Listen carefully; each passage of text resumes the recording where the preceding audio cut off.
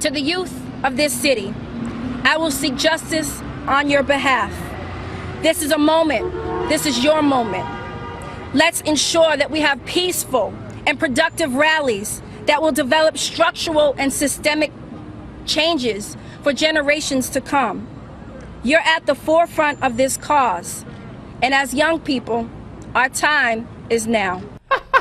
You sure she doesn't work for Al Sharpton? I can't. All right, I was spinning the law, but that took me by surprise. It's back. Kendall Coffey, partner of Coffey Burlington LLC, former U.S. attorney from the state of Florida, joins us. Kendall, great to see you. Before we get to Baltimore, let's talk about the verdict. You know, many people surprised because of the feeling about the death penalty, especially in Massachusetts. Wait a minute. Well, let's get that music out of here. Okay, go ahead. There was some surprise outside the courtroom, but I think for the people inside the courtroom, and when jurors take an oath in such a serious, such a horrifying case, they're mostly going to follow the oath, and the evidence was so overwhelming. We recall the defense didn't even dispute the actual guilt or innocence of the defendant, and then when you look at the magnitude of the horror, the detailed, cold-blooded premeditation of the crime, including what Tsarnaev was personally doing, and then you look at the utter lack of remorse. It's a death penalty case, and this jury, whatever people think outside the courtroom about the death penalty, in the courtroom, looking at the evidence, raising their hand and taking their oath, did what they thought, and I think most people think they had to do to follow the law. You got 37 people who have been put to death since 1927 under federal death penalty, only 3 since 1983 when it was reinstated, 61 people on death row, no one put to death since, federally speaking, since I think 2003. What's your timetable for appeal after appeal after appeal before and if this man gets put to death? Well, I don't think it's going to be the usual 10 or 12 or 15 years because most successful death penalty appeals, believe it or not, focus on ineffective assistance of defense counsel. I think this defense lawyer did everything humanly imaginable and possible to save her client's life.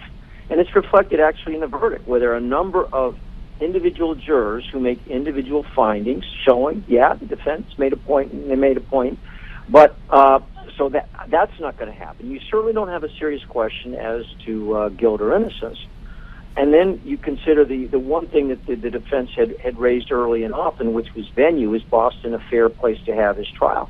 That's already been looked at by the appeals court, which said, you know, based on what we've seen so far, this is going to be a fair trial. So I think the appellate options are very, very few, and I don't think the path is going to be nearly as long as it has been in some other cases. So give me it's just a guess. We're not going to hold you to it, but give me a guess. Instead of 10 to 15, what are you looking at? I think we're talking about 5 years. It could be a little less. Wow, that's good news for, I think, for the American public and the public at large. All right, let's talk about Baltimore. And you started with the change of venue being looked at by, in this case. Now let's look at the Baltimore case. New York Times had a whole story about how the Baltimore officers plan to challenge the prosecutor's basic accusation.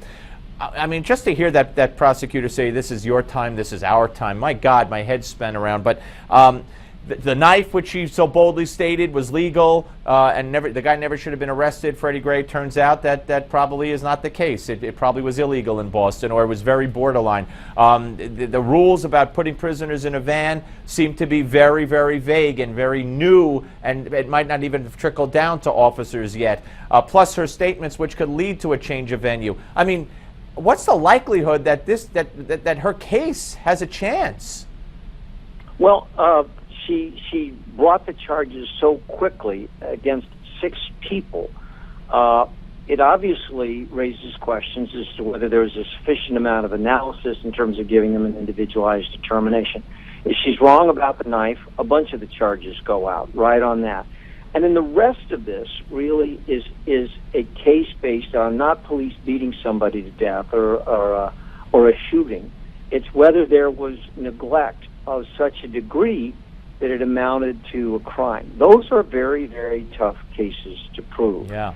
And while she may get past first base with some of the defendants, I think that there's a good chance that some of these charges are going to be thrown out at the preliminary hearing stage. And let me ask you, Kendall, because we don't have a lot of time. What about change of venue? You think they successfully argue for that and get it?